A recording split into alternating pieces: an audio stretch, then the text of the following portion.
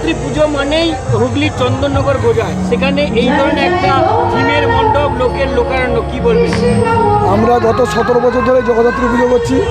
আমরা শুধু 90,000 টাকা থেকে আমাদের জগদ্ধাত্রী পুজো শুরু করছিলাম, কিন্তু এলাকার মানুষ এবং আমাদের সবাই ভালোবাসা এবং সবার আশীর্বাদ দিয়ে আজকে আমরা এই পুজোটাকে এই জায়গায় নিয়ে এসেছি এবং এখন পুরো মেদিনীপুরে আমরা সর্বপ্রথম স্থান অধিকার করি। এটা গত ইটিভি নিউজ থেকে বিভিন্ন চ্যানেল থেকে আমাদেরকে পুরস্কার হবে। কি থিম রয়েছে আর বাজেট কি? এবারে আমাদের থিম রোমের ভাটিকান সিটি। আমাদের বাজেট 45 লক্ষ টাকা।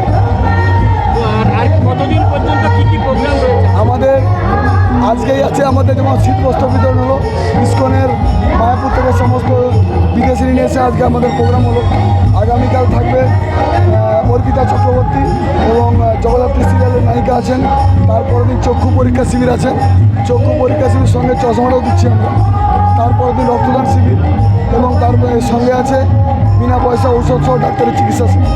আমরা যেমন পুজো করি সেই সঙ্গে সঙ্গে সামাজিক কাজকর্মের দায়িত্ববদ্ধতা যেটা আমাদের আছে সেটা আমরা করি।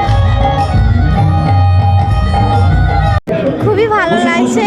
এখানে পুজোটা হয় সবসময়ই হয়, প্রত্যেক বছরই হয়, খুবই বড় করে হয়।